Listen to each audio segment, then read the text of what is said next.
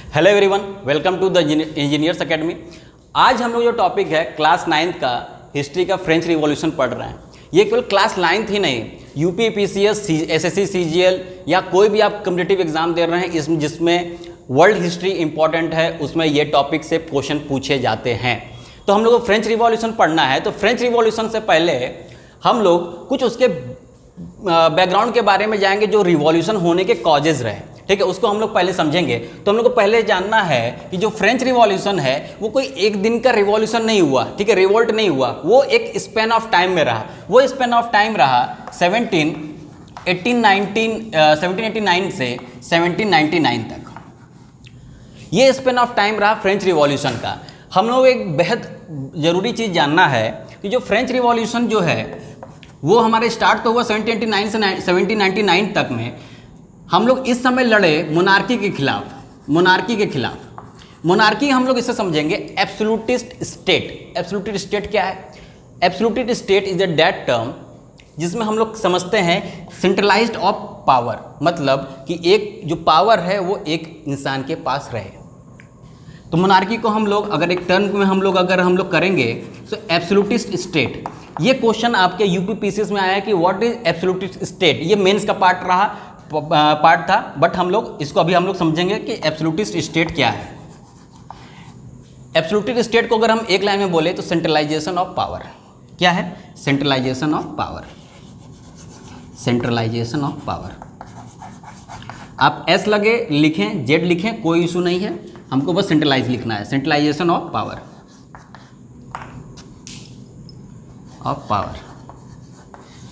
ठीक है। तो ये मतलब होता है मोनार्की का। लेकिन जब हम मोनार्की से 1789 से लड़ना शुरू हो गए थे, हमको 10 साल तक इंडिपेंडेंस रहा, लेकिन लास्ट में जाते जाते फिर वही हाल हुआ, हम डिक्टेटरशिप में आ गए। किसके डिक्टेटरशिप में आ गए ये इंपॉर्टेंट है। तो हम लोग आ गए डिक्टेटरशिप ऑफ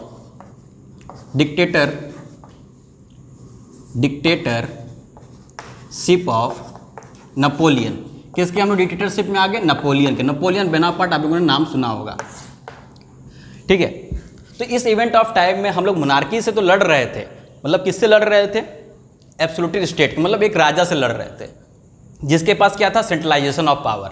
लेकिन लड़ते लड़ते हम लोग लास्ट में क्या पहुंच गए? 1799 तक हमारे साथ ये हुआ, हम लोग लड़े, इंडिपेंडेंट तो हुए, लेकिन हमें डिक्टेटरशिप ऑफ नेपोलियन भी झेलना पड़ा। तो यही 10 साल ऑफ स्पेन ऑफ टाइम है, ये बहुत क्रूशियल रहा। अच्छा, ये जो रिवॉल्यूशन हुआ फ्रेंच रिवॉल्यूशन में, वो कैसे मॉडर्न वर्ल्ड को, उस समय के मॉडर्न वर्ल्ड को कैसे इम्पैक्ट किया? हमको पता है कि हमारे समय में, उस समय अगर हम इंडिया के कंटेम्प्रेरी में देखेंगे तो Raja Ram Mohan Roy is a very prominent man. Raja Ram Mohan Roy. और ये जो राजा दिया गया नाम, ये हमको अगर हम लोग मेडिवल हिस्ट्री के अगर हम लोग पार्ट में हम लोग पढ़े हैं तो राजा जो है अकबर सेकेंड, जिसको हम लोग अकबर सेकेंड बोलते हैं, उसने दिया। ये क्लास 9th के लिए इंपॉर्टेंट नहीं है, बट जो कॉम्पिटिटिव एग्जाम में तैयारी कर रहे होंगे उसके लिए बहुत इंपॉर्टेंट है कि राजा नाम दिया गया, वो नाम दिया गया अकबर सेकेंड के द्वारा। तो राम मोहन राय थे, प्लस टीपू सुल्तान। हमको याद है टीपू सुल्तान की लड़ाई 1799 में लड़ी गई थी, जिसमें उसके बाद उनके वो मर गए थे, डेथ हो गई थी उनकी, टीपू सुल्तान। ऐसे लोगों को मॉडर्न वर्ल्ड में फ्रेंच रिवॉल्यूशन बहुत इम्पैक्ट किया। उसके बाद हम लोग फिर और भी जितने रिवॉल्यूशन पढ़ेंगे देखेंगे इंडिया के सापेक्ष में, कंटेम्प्रेरी ऑफ इंडिया, उस समय के कंटेम्प्रेरी ऑफ इंडिया, कैसे इंडियन फ्रीडम स्ट्रगल को, कैसे इन लोगों ने ये सब चीज़ें रिवॉल्यूशन सपोर्ट किया। तो मेन इंपॉर्टेंट क्या पार्ट रहा? अगर आप एनसीईआरटी में उठा के देखेंगे तो डायरेक्ट 1789 के बारे में बताया है कि बस्टाइल को लोगों ने अटैक कर दिया। लेकिन हम थोड़ा सा पास्ट में जाएंगे, वजह क्या रहा रिवॉल्यूशन का। एक दिन में रिवॉल्यूशन नहीं होता है, ना 1789 होता है, ना 1857 होता है। उसका कुछ प्रीवियस इंपैक्ट की वजह से उस दिन इमीडिएट इफेक्ट की वजह से रिवॉल्ट होता है। तो 1789 से 1799 तक में एक फेज़ रहा जिसमें मोनार्की से हम लोग आज़ादी के लिए, जो कि एब्सोल्यूटिस्ट स्टेट था, एब्सोल्यूटिस्ट स्टेट मतलब होता है सेंट्रलाइजेशन ऑफ पावर, उससे लड़ते लड़ते हम लोग कैसे डिक्टेटरशिप ऑफ नेपोलियन में हम लोग चले गए, उस चीज़ को देखेंगे। और वो कैसे इंडियन जो समय मॉडर्न वर्ल्ड था उसमें कैसे इंडिया के लोगों को उन्होंने इम्पेक्ट किया। उस समय जो बड़े लीडर थे राजा राम मोहन राय, टीपू सुल्तान जैसे लोगों को इम्पेक्ट किया, ठीक है। अब हम लोग कुछ देखते हैं, ठीक है। लुइस 14 से लेकर लुइस 16 तक देखेंगे हम। एनसीईआरटी में डायरेक्ट लुइस 16 के बारे में दिया हुआ है। लेकिन हम उससे पहले देखेंगे डायरेक्ट उसमें दिया हुआ है कि लुईस 16 के पास डेप्ट था। अब भैया अकेले वो थोड़ी डेप्ट का मालिक है, बहुत लोग हैं उसके पीछे, तो लुईस 14 को देखेंगे हम लोग। अच्छा, अब हम लोग कॉजेज़ के बारे में पढ़ रहे थे, हम लोग को पता है, हम बताया हम कि 1789 एक इमीडिएट इफेक्ट हो सकता है, लेकिन उसके वजह से उससे जो पहले थे कॉजेज़ तो है जो ऑल दो कॉजेज़ आर पॉलिटिकल, सोशल,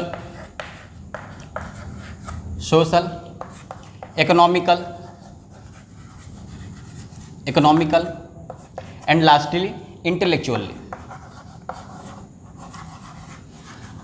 हम लोग फ्रेंच रिवॉल्यूशन को ऐसा समझ सकते हैं कि जो आज का हम लोग मीडियम वर्ग, जिसे मिडिल तबका कहते हैं, एजुकेटेड मिडिल तबका कहते हैं, वो फ्रेंच रिवॉल्यूशन का ही देन है। जो एजुकेटेड मिडिल तबका है उसको हम लोग फ्रेंच रिवॉल्यूशन से में बर्जुआ कहते थे। ठीक है, बर्जुआ कहते, उसके बारे में भी हम बताएंगे कि क्या होता था बुर्जुआ। ये फ्रेंच वर्ड है, अगर हम प्रोनाउंसिएशन में थोड़ा सा दिस डेट हुआ होगा तो उसको आप लोग मिनिमाइज कर सकते हैं, मिटिगेट कर सकते हैं, यू कैन मिटिगेट डेट। तो हम लोग कॉजेज़ के बारे में पढ़ेंगे तो political, social, economical and intellectual के बारे में, कॉजेज़ के बारे में पढ़ेंगे। अभी मेरा जो मेन कंसर्न ऑफ टॉपिक है पॉलिटिकल एंड सोशल, इसको मैं अभी डील कर रहा हूँ। ठीक है, अभी मैं स्पेन ऑफ टाइम में डील कर रहा हूँ। तो पॉलिटिकल अब हम लोग देखेंगे, तो हम लोग लुईस 16 से पहले लुईस 15, फिर लुईस 15 से पहले लुईस 14। पहली बात तो ये कौन से फैमिली से बिलोंगिंग थे, ये इंपॉर्टेंट है। The Bourbon despot. What is the Bourbon despot?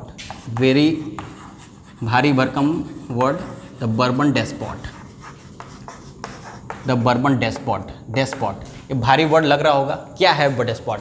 Despot represents the monarchy. What?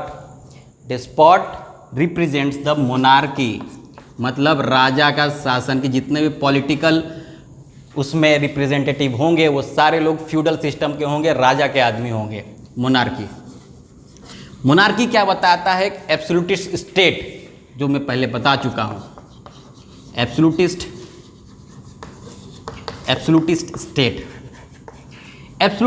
Absolutist state का वर्ड आपके एनसीईआरटी में मतलब बहुत बार किया गया है।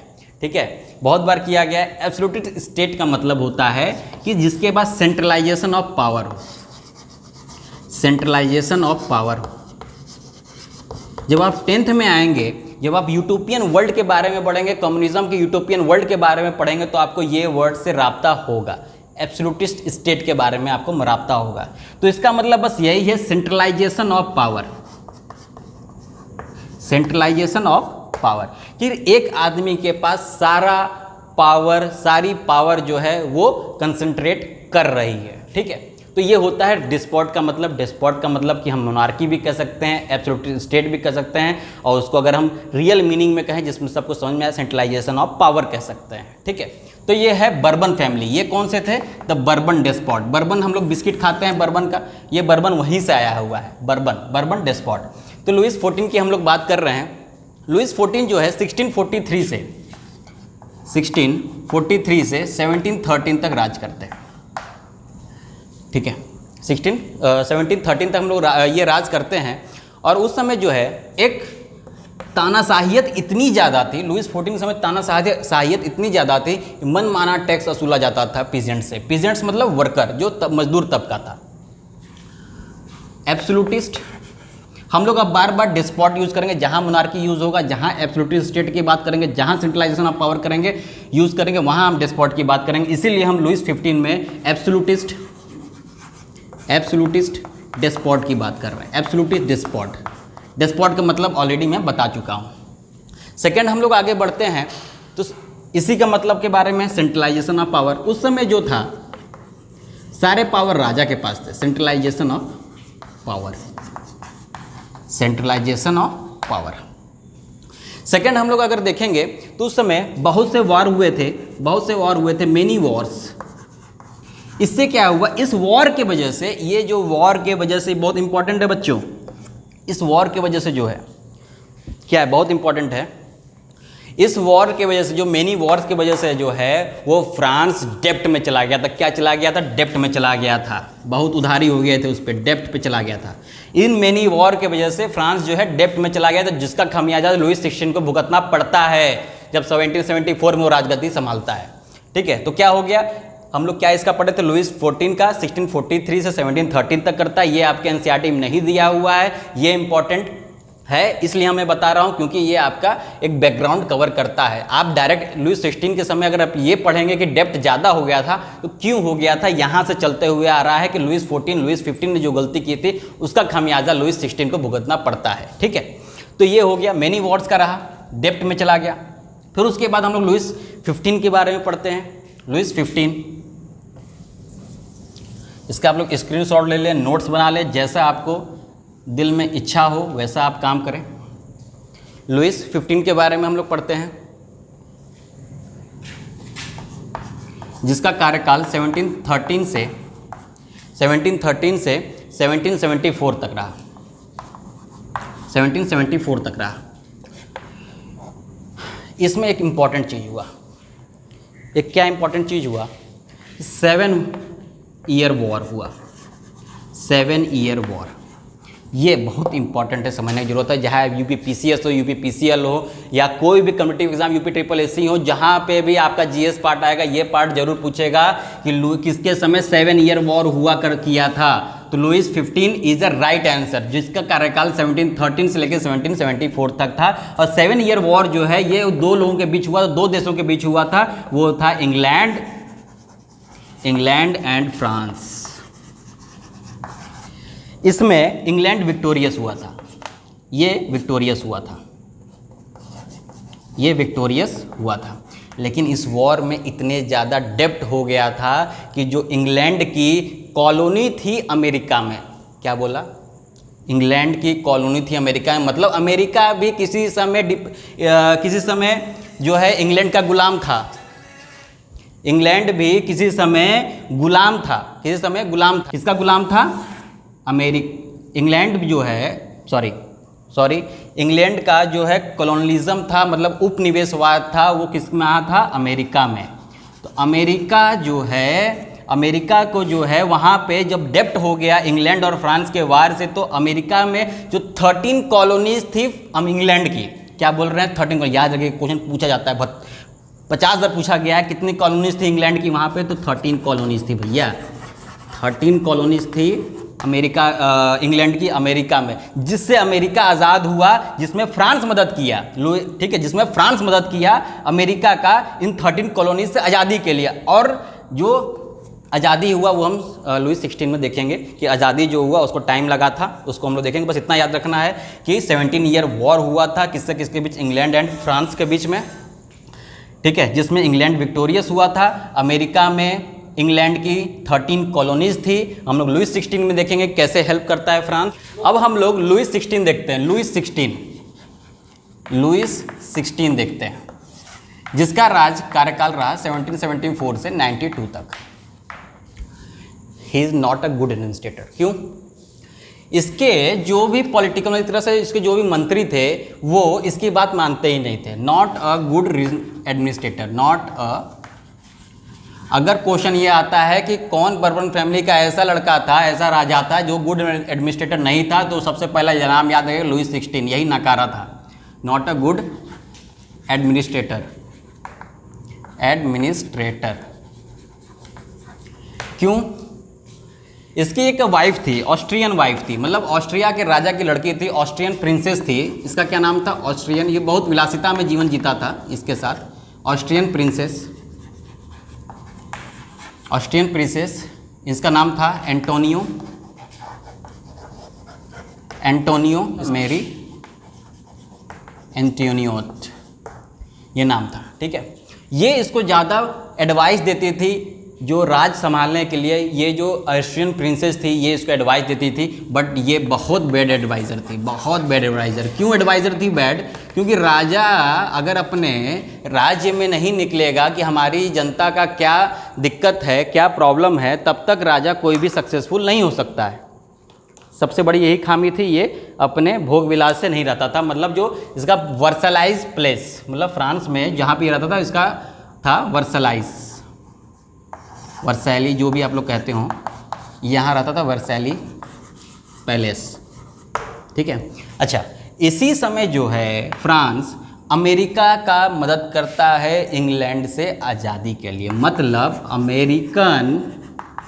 अमेरिकन वॉर ऑफ इंडिपेंडेंस होता है, अमेरिकन वॉर ऑफ इंडिपेंडेंस। और हम लोगों को पता है कि अमेरिका कब आज़ाद होता है, 14 जुलाई 1776 को अमेरिका आज़ाद होता है। तो याद रखिए, तो क्वेश्चन पूछता है कि अमेरिका किस कार्यकाल में आज़ाद होता है, तो लुईस 16 में आज़ाद होता है, 4 जुलाई 1776 को अमेरिका आज़ाद होता है, ठीक है। किस किस कार्यकाल में होता है, फ्रांस। और इसका मदद कौन करता है, अमेरिका का, याद रखिएगा फ्रांस मदद करता है। बट इसके आज़ादी कराने के हेल्प, आज़ादी तो कराता है फ्रांस, हेल्प तो करता है, बट फ्रांस को कोई इसका गेन नहीं होता है, कोई इसका लाभ नहीं होता है, गेन नहीं होता है अमेरिका को आज़ाद कराने का। इम्पॉर्टेंट चीज़ है, ठीक है। अब फ्रांस को अपना डेप्ट जो है खुद देखना है कैसे वो पूरा करेगा। इंग्लैंड से तो अमेरिका आज़ाद हुआ, क्यों आज़ाद हुआ, क्योंकि वहाँ इंग्लैंड वाले जब 7 ईयर ऑफ इंडिपेंडेंस देखे तो डेप्ट हो गया, बहुत ज़्यादा जो है उधारी हो गया, तो वो जो भी कॉलोनीज थे वहाँ पे अमेरिकन पे, वो वहाँ पे पैसा, वहाँ पे उनको टैक्स जैसा वसूल करते थे, ठीक है। तो क्या हुआ कि लुईस 16 था, उसने हेल्प किया अमेरिकन वॉर ऑफ इंडिपेंडेंस में, और इस तरह से अमेरिका का इंडिपेंडेंस हुआ 4 जुलाई को हम लोग बोलते हैं 1776 में, ठीक है। लेकिन इसका फ्रांस का कोई गेन नहीं हुआ। तो आज का लेक्चर हम लोग यहीं पे समाप्त करते हैं। कल हम लोग पढ़ेंगे सोसाइटी के बारे में, सोशल कि क्या कॉज रहा है, सोशल पॉलिटिकल, सोशल इकोनॉमिकल और इंटेलेक्चुअल क्या प्रॉब्लम हुई, उसके बारे में हम लोग डिस्कस करेंगे। आज के लिए थैंक यू, सब बाखैर।